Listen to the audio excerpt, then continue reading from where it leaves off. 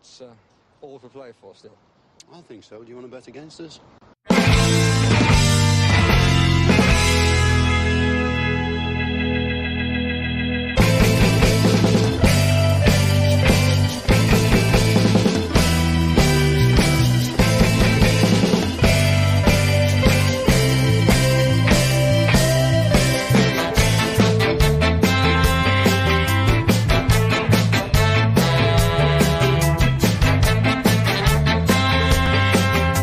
Hi, villains, and welcome to For the Love of Pomegranate podcast. I don't know what happened there with music continuing to go as we pop back on. Aston Villa versus Wolves today, a game I'm really looking forward to.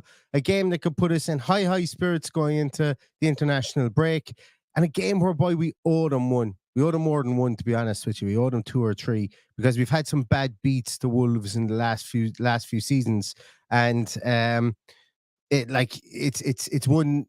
It's a hoodoo we need to break, and what better time than to break it than right now. Couple of bits and pieces there. Paddy's going to pop in, join us there in one moment, but a couple of bits and pieces. Oh, there he is. There's been talk this morning, and you're just back here, Paddy, looking on Twitter. There's been talk this morning that both Diaby and Kamara have been passed fit to play. I don't know how true that is. I don't know how false that is. But I've seen more about Diaby being past fit to play today than I have seen about Kamara.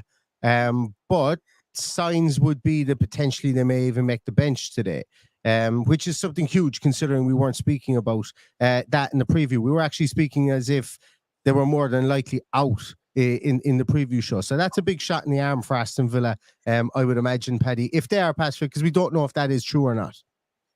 Yeah, look, we're going to need a strong team to go and beat these today. I think it's important we get the win. That's the most important thing. So if we've got more people at our disposal, all the better. I'm sure there's people that in the comments that don't want certain people playing in certain positions, and I'm okay with that. You're entitled to your opinion. And I know, me for one, I'd love to have Kamara back in there starting, and Diaby for that matter. So if they are there, brilliant. If they're not there, we're just going to have to get behind whatever is out there. Albeit we do have adequate replacements to come in and do a job against Wolves. If it was Man City, I'd be a lot more worried. But yeah, it's I just caught the tail end of what you said there. It's a hoodoo we need to get off our back today. I think the hoodoo for me started the day you alluded to the other night, the day of the start of Dean Smith's demise, when we were 2-0 up with 10 minutes to go and managed to lose the game 3-2. Ironically, then Donker scored that day as well. Yeah. Paddy, do you want to know some good news going into this game? And I know, Paddy, like as I said, Paddy, this is going to really put you at ease. Because as we know, this is one of your, it's one of the big things. It's one of the top 2 things that you feel needs to be done on game day. Unai's has got the blazer on today.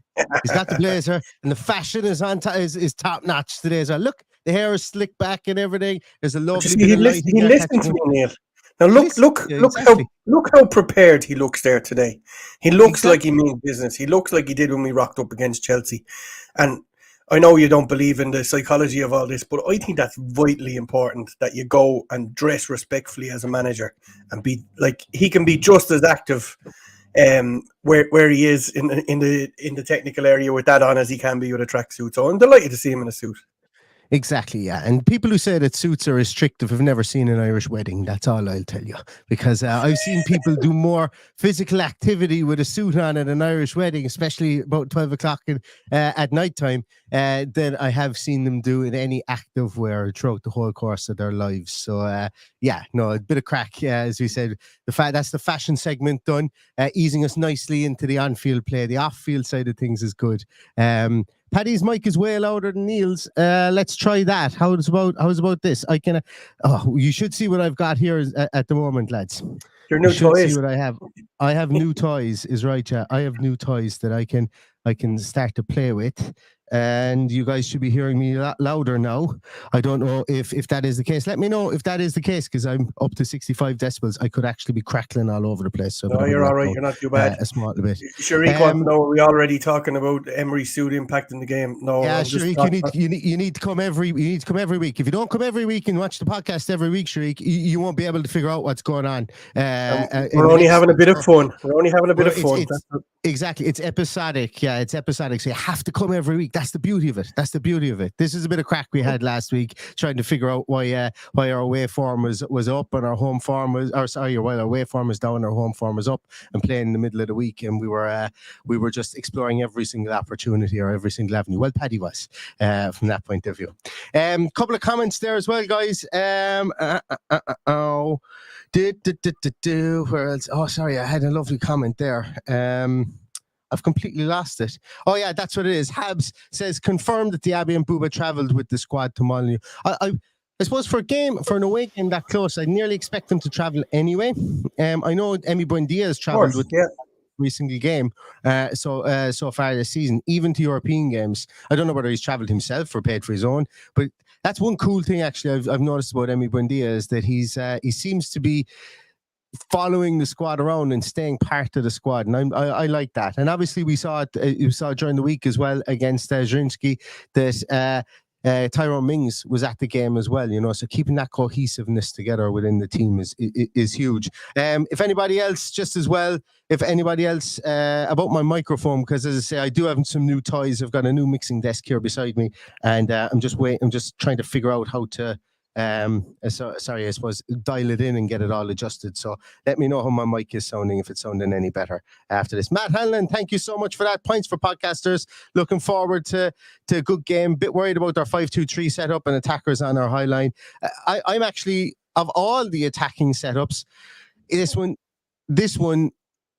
I'm not going to say I'm least worried about, because remember my hoodoo that I put on this team about the goalkeeper for Zrinski being their weak link, but I think that we set up well against this, and I actually think we're going to go 3 at the back anyway today. I think it's going to be Carlos. I think it's going to be Konza, Carlos, and Pau Torres today.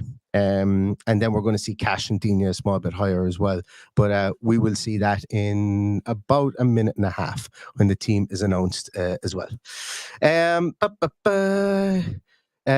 Nick McMahon says Buendia is a good lad. Didn't know he was doing that. Missed him more than I expected. Yeah, I've been since he's been out of the team. I've been kind of stalking himself and Tyrone Mings on social media. I don't know why, but I've seen Emi Buendia's gender reveal recently. I've seen him all that kind of stuff as well. So yeah, be careful now. You'll get the stick on the levels I'm getting for talking about dress sense and all that kind of stuff.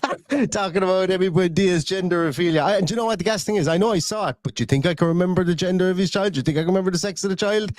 No, I think it might be a girl, but I'm open to correction on that one if anyone else saw it.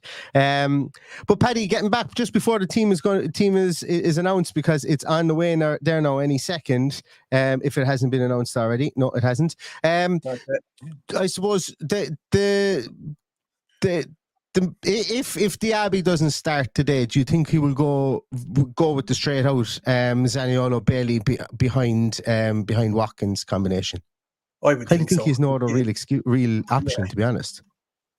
Yeah, unless he plays Duran, which is probably less likely than Zaniolo off that side. So, they have it, have they? Starting 11 is out. And Diaby is there and Kamara is there. So Martinez and goals. Konza, Diego Carlos and Pau Torres, Dina and Cash are in there, just like I thought. Kamara, Douglas Luiz, McGinn, Diaby and Watkins. So that's the team I would have named had everybody been fit. I am really happy with that team. There isn't even a smidgen of a tantrum for me in that team, because that is our best 11. Yeah, I can't disagree with you there. It's as strong as you're going to get without the injuries that we have. Obviously, we'd have Tyrone Mings in there for sure, but that is a team that's set out to go and beat them today, and I am buzzing for this now. I was nervous, I have to say, all morning, but that is a strong team. I hope Kamara and Diaby are at full tilt, because we need them to be. We need to go and make a statement today. We need to end the hoodoo, and we need to beat these guys and beat them well, I hope. I think so too. I love that shirt. It's so plain. It's so plain and so simple. Maybe, do you know what? Maybe if look, hey, this is turning into a fashion podcast, but maybe if it had a claret collar to it, a la the old days t-shirts. But I know the collars are a thing of the past now. But I really like that shirt. I love it.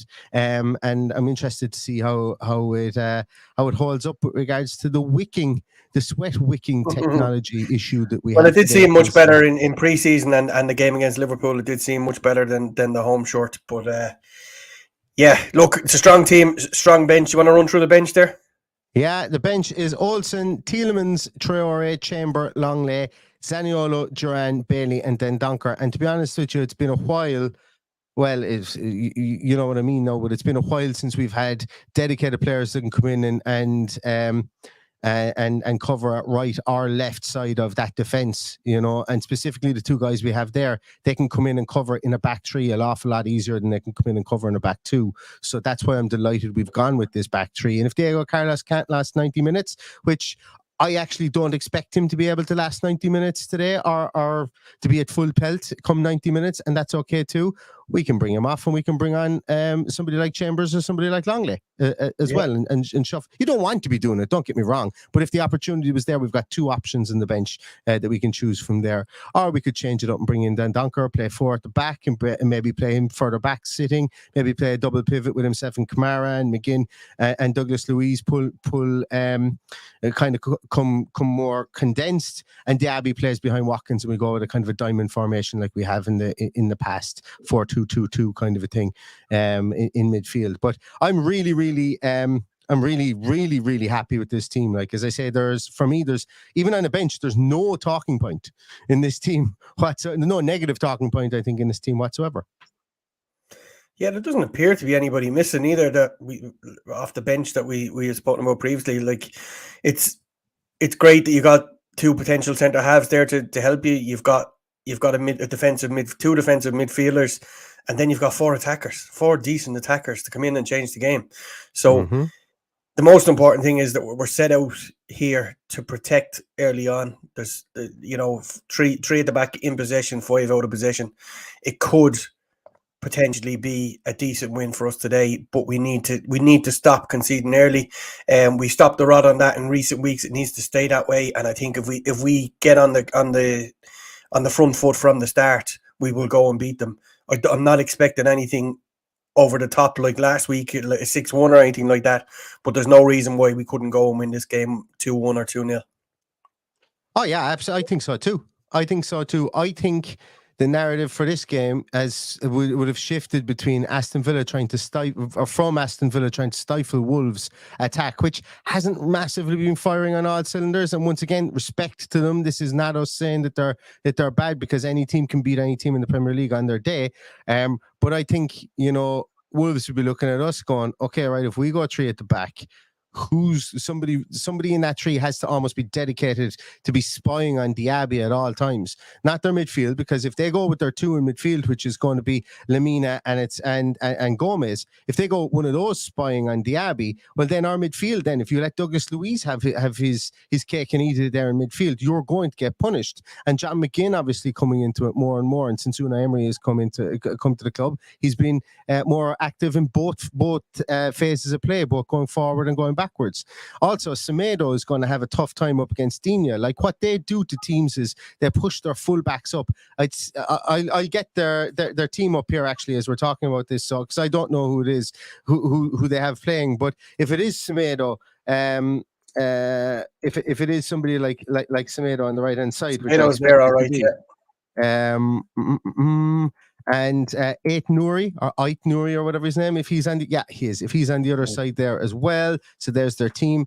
Our fullbacks are well capable of pushing them back, and making them have to defend a small bit more. So I'm actually really interested to see how these two formations go up against each other, and I think we've got the upper hand with the players that we have in the positions that they play, because there's nothing new from their team there. Their front three is Anki Chan and Cunha and Neto. We expected that. We spoke about that in the preview. Neto obviously being their outlet ball. Chan is coming into form, and Cunha is their big big money signing. The two guys in midfield, Lamina and Gomez, are really forming a partnership inside there, and they're really. I really like Lamina as a player. I really do, and. Yeah, as I say, it's both lineups are exactly as expected. To be honest with you, we both have our best first 11s out on the field there. It seems. Yeah, I think we could win this midfield battle. I think we'll probably be top heavy in there against their two, and the other place I see where we can get at them is Ait Nouri. If we can get Ait Nouri attacking us, I would imagine that's where we'd hit them on the break. There's plenty of space to go in there behind him, which I noticed from Man City last week. So if we can look at that space as well as bossing the midfield, and we can just pull and drag those three around up top, which we know Watkins and Diaby we well capable of doing, and splitting them and just playing off the shoulder, we can definitely, one of those slide rule passes will definitely cripple them. So we've just got to be aggressive here today. We've got 2 weeks off.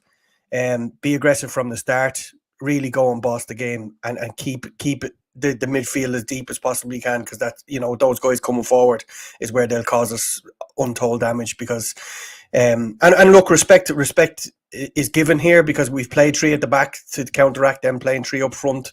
So it will be man for man with someone tucking in if somebody goes on the overlap. If Cash goes, you'll see Dean probably dropping back in, or else Boubacar Kamara dropping back into more of a back four than a number 6 role, I suppose. But yeah, he's given them respect in that sense of playing the three. They have a couple of decent players to come off the bench as well. But I'm more than happy with what we have there to go and win the game. Yeah, me too. I absolutely think exactly the same, and I think Aston Villa are. I think it's going to be really, really. I think it's actually going to be more of an attacking game. I think both sides are going to go for this. International break is the reason why. Wolves. We've said this before, Paddy, and look, obviously the two of us sitting over here in Ireland, and I know there's a lot of people on the black countryside of Birmingham and stuff like this that will see this as a huge derby. We have consistently said over the last 3 years that I personally don't really see this as a derby. I see it as a game against a Premier League rival and a close neighbour, but it's nowhere near for me that the reaction that a Birmingham game or even a West Brom game would have. And I don't know why. It just doesn't fill me with that derby intensity. But the reason I'm getting at that is that Wolves seem to get up for this game, get up for the Aston Villa game an awful lot more in general. And that's why I think these two teams are going to be attacking. It's before the international break. Yes, some players are going to go away on international duty, but this is the last game they'll have with their clubs for the next 2 weeks. And Villa win this, we could potentially be in the top 4 going into the international break, which would be mind-numbing, and also putting us on 18 points after our first 9 games. Is it 18 points after our first 9 games? 8 games. 8 games, sorry, would be absolutely fantastic. That is the recipe for huge success, getting those points early in the season. And but we have to get 3 points today to be on that. And I think Unai Emery has put out the right team to do that. Yeah, can't argue with that. As you say, the carrot of getting into the top 4 this evening is absolutely mind-blowing from where we were this time last year. So wouldn't it be nice to be at the end of today looking down on a lot of clubs, including, I know you mentioned that it's not a derby, but there's a lot of people that listen to it. There's a lot of people listening to this podcast. There's a lot of people going to the match today that their Monday morning means a lot. Means a lot that they don't have to deal with the custard bowl gobshites giving them an awful time. So it's a big game for those people. So it's not a derby, absolutely not a derby, but they are geographically the nearest side that we're going to play realistically probably for a while. So it's the closest we have to a derby, let's say. For any of you listening back on the audio podcast, I forgot to talk. For any of you guys listening back on the audio podcast, AVFC Stato, the wonderful Dale, has popped up there underneath. If Aston Villa score 2 goals today against Wolves, it'll be the first time that Villa have scored 20 goals in their opening 8 top-flight matches since 1932. I think, Paddy, you might have been just around at that stage to have seen that, but I certainly wasn't. I was 10. Paddy was 10. But that is an absolutely crazy stat. I suppose it's crazy stat in a lot of ways, because even the great teams that Villa had through the 80s and so on couldn't reach that mark. So like, it's another thing, Paddy. We spoke in the preview about highs and the highs and lows and the lows, I suppose, and sitting back and looking at everything as a big tapestry, as opposed to looking at it one game and one event in time. And reason being is because I suppose recently both of us have been kind of gotten caught up. I got caught up in the emotion after the Zrinski game and so on. And I suppose when you look back at it, that would be an amazing feat to break a record of almost 100 years. What's that? That's 91 years of a record. Would be absolutely insane. Pre-war records, to start breaking those under Unai Emery, that's something to be really, really proud of. So that's fantastic. And for everybody as well, this will, just because Stato is here, he's in the chat, this link will automatically redirect into Stato's feed after this for the live. Watch along with Stato, with Dale afterwards, so you don't got to go anywhere. We will throw you directly over to Dale, and then afterwards Dale will throw you directly back to us for the post-match and the final whistle. So we'll be delighted to have you, and I hope that you enjoy the live watch along once we're finished here with Dale as well. Just to give it from the other side of the coin, yeah. Paul said, sorry guys, definitely a derby, has been since the 70s, especially in our house. Dad and bro are Wolves, me and Mom are Villa. There's plenty of people like that. There's plenty of households around the West Midlands like that. With all, like, one of my good friends is a Villa fan, and his brother is Blue Nose, his father is West Brom fan, and his mother is a Wolves fan. So you definitely get households like that. So I totally get where you're coming from. But we're just saying that Baggies are nearer, and obviously Blues are nearer, and that they would be bigger derbies. So you know, you're absolutely entitled to think that. Exactly, and as I say, we think it, like, that's why I prefaced it that we're living in Ireland, and we don't really feel that closeness to this as a derby. That's what I meant by it, you know. So that's why we call it kind of the fake derby. But obviously, we understand that there are people there whose Monday morning will be directed towards a win within this, and that is absolutely, completely, and utterly understandable as well. It is a derby, but it's not the derby. That's a fair point, Paul. That is a fair point. That is a fair point. There was something there. The comments are coming thick and fast. So thanks very much, everyone, for that. Whoa! Somebody was FaceTiming me there out of nowhere. Do they not know that one of my mates is FaceTiming me? Why isn't he watching? Good Lord! Yeah, he probably wants to get on the show. Probably does. Yeah, probably does. Matty Cash's 100th appearance today for Aston Villa. Yeah, fair play to him. Absolutely. And there's something else. I'm looking for a comment there. Guys, while I'm looking for this comment, do you guys want to pop in your scores, the score predictions there, and we'll start rattling through those really, really quickly at the end? Correct. Yeah, Sunderland and Newcastle are different cities at a derby, and Cardiff and Swansea, etc. Yeah. As I say, the only reason we were saying that is that we don't really feel it is, but people will feel closer. We'll write that in pencil because, like, as you say, as the commenter said earlier, back in the 70s, this was a huge game when both teams were doing particularly well. It probably could be reignited very quickly with one bad tempered derby, I suppose, if that's how it feels like on the day. But look, derbies take all shapes and forms. You look at Derby and Notts Forest. You look at, even when I rocked up to Tranmere in the hope of buying a ticket, and they told me it was a derby match against Wrexham, and I said to them, "How is it a derby match against Wrexham? They live in a bloody different country." So look, it takes all forms for a derby, and I totally get and respect that people will be thinking that they really don't want to go into work tomorrow having lost to Wolves, and I don't want to go into work tomorrow having lost to Wolves anyway, because I think this is just a springboard, and it just makes everything a whole lot more positive going into the international break. And as we always say, you're only as good as your last game. So the last game being 2 weeks away gives us a bit more hurt to get through before we go and play West Ham in 2 weeks. I think so too. Yeah. It's always nice to win going into an international break. And then we'll say when we win going into the international break that the international break has come at a bad time for Aston Villa, because we've accumulated so many points. So you just can't really win when it comes through. You can't win. Yeah, absolutely, Habs. Thanks for reminding us. We keep on forgetting to do this YouTube thing of asking people to like the stream. If you do like it, and to subscribe to us as well if you do like what you see. Also, here's the little rundown of scores, everybody. KK's come hot out of the traps with 6-0 to Villa.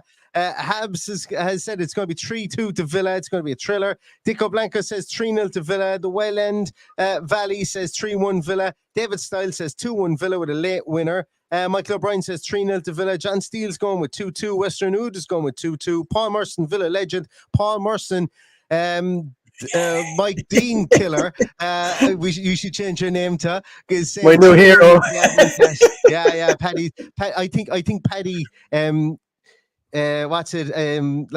What's the word I'm looking for? He took over Paul Merson's body, I think, yesterday on Sky when he was having a go at Mike Dean. Andy Brogan says 2-0 Villa. Rayleigh says 3-2 to Villa. Patrick Svensson's going 2-2. Aston, the Villa fans, going 3-1. Junior Bennett 3-1 as well. 2-1 says Jordan Levy. 4-2 says Steve B. Rachel saying 1-1. Sharik is saying 1-1. Stato is going 3-1 Villa. C Line is going 2-1 Villa. Alfie's Reef is going 4-1 Villa. Michael Richards is going with 3-1 Villa. Gaz Oaks is going with 2-1 Villa. Sean Green's going for 0-all. And it very well could be. Matt Hanlon's going with 2-1. Paul Miller is going with 2-1 Villa. Mark Wood is going with 3-1. Lee Bruce is going with 1-1 or 2-1 Villa. Welsh Woody's going with 1-1. Gambetto's going with 2-0 to Aston Villa. Aston Villa Armchair Fan is going with 3-1 to Villa. Paulus is going 3-1 Villa. Brendan Townsend is going for 2-0 Villa with Watkins to score both. T8 is saying Lily Tate says there's going to be Lily Tate 2. Villa 1. Oh no, Lily Tate must be going.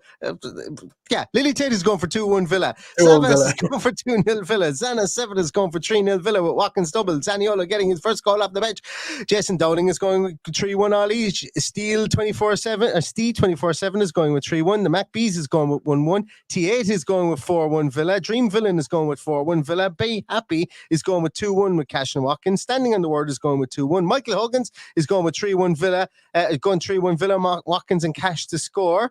Where am I? Oh wow, there's loads more still coming in here. Dean Blackwood is going with 3-0 Villa. David Dwyer is going with 2-1 Villa. John Jameson is going with 3-1. Darrell Ryan is going with 1-0 Villa. Carlo Weather is going with 3-1. Michael McCarthy Smith is going with 1-0. Jerry Corwin is going with 2-1. Adam S is going with 3-1 Villa. Ty Doyle is going with 3-0 Villa. Oh no, I'm after losing a load of them because it's after updating my chat. Sorry if I miss anyone's. 3-1 Villa, Brendan Walsh. Richie Ryan is going with 3-1. Audrey's going with 3-0 Villa. Jordy Villan's going with 3-0. My converted Villa fan wife is going with 3-1. Anne O'Grady's going with 2-2. Austin Jacobs going with 4-1. 12-0 says Paul S. Ross Morrison's going for 4-3. Any win is good says Cy with 2-1. Jam Jack is going with 4-1 Villa. Scuba Manter is going with 4-0 Villa. Daniel Coyne is going with 14-0 in dog years to Villa. I think that means 2-0 if my maths are correct. Hey Humar is going with 2-0 Villa. Derek is going with 4-0. Austin Jacobs going with 4-2. I know I'm trying to remember who's put them in TSR saying. I'm tempted to keep putting in results in alternate accounts just to make Neil carry on. John Fraser is going with 6-1. The Missing is going with 2-0. Dan Lane is going with 0-0. Tielemans to score the winner, says Tony Sparkson at 2-1. Richie Burton is going with 3-1. And Pete still is going at 3-1 Villa. And HSS is asking, why is this at 2 times the speed? I was just practicing my auctioneer's voice, HSS, because I'm looking to get a job on Storage Wars UK or something like that at some stage. Or maybe even Cash in the Attic or one of those shows. Now, I can take my breath after that. Paddy, what do you think the game is going to finish? I am going to go 2-1 Villa. I think it's going to be tight. I hope we don't succeed, but I just have a sneaky feeling they might get one. But I do believe we're going to win this today, and I have to do a hard stop because I bring my son to work before I get to sit down and watch the match. Just to clarify, you said I hope we don't succeed. I presume that was a misspeak there before. Concede, I thought I said. Anyway. Oh, you said succeed instead of concede. So cool. So you're going with 2-1. 2-1, yeah, absolutely. What I meant is I hope that we don't concede. Obviously, I hope we succeed. So exactly, yeah. So I've got to run, so I'm going to jump off and leave you to it. Cool. Up the Villa, get the boy Wonder to work, and and make sure that he keeps that good job of his. I am going to go with. I'm going to go 2-0 Villa. I'm going to go for a 2-0 Villa, break that 91-year streak of Villa scoring 20 goals in our first 8 games, and going into the to the pre-international break in Great Fettle with an away win And I hope that's what's going to happen, because I've been really looking forward to this game. I was looking forward to this game even before I was looking forward to the Zrinski game, hot in the heels of last week's game against Brighton. There's a good feeling about Aston Villa. But we're still kind of going under the radar if you think about it. Yes, the teams, our pundits spoke about us for maybe about 10 minutes after the Brighton game, and we'd won 6-1, and we still couldn't grab the national media. And do you know why we couldn't grab the national media? Because Wolves beat Man City 2-1. So, it's been an interesting one. We've slid under that table, as I say, and a win today will put us very close, if not in the top 4, going into the it will put us there if other teams lose, for sure, going into the international break. So I'm happy. I'm looking forward to this. The most dangerous time for an Aston Villa fan is when they're optimistic. I fully understand that, and Wolves are a good team. They are really resurgent under Gary O'Neill, and we need to be right bang up on top of our game with regards to this one. But I'm looking forward to it, and I'm hoping for a 2-0 Aston Villa win today. And I think that this is the best 11 we could have put out today. So that's good preparation. There's been good preparation for this game, and I'm really looking forward to it. I'm really, really looking forward to it as well. So that's going to do it. I'm going to let all you guys get yourself ready for the game today. If you're in the ground, if you're traveling to the ground, I hope and I wish you all the safety today. Have a great day at the game. Roar the villains onto victory. If you're watching it from home, get your libations sorted out. Get your refreshments sorted out. And we will be back with a post-match podcast right in the final whistle. You don't got to go anywhere. This is going to throw you straight into Dale's feed if you are going to watch the watch along with AVFC Stato, and I recommend that you do that. But I'm going to go off now and get something to wet my whistle, because that was a lot of results I had to go through there. But thanks so much, everybody, for watching. Thanks so much, everybody, for listening. Here's to an Aston Villa win today. I hope we can get the job done in the Black Country. But until later on in the post-match podcast, stay safe, stay healthy, and all that's left to say is up the Villa.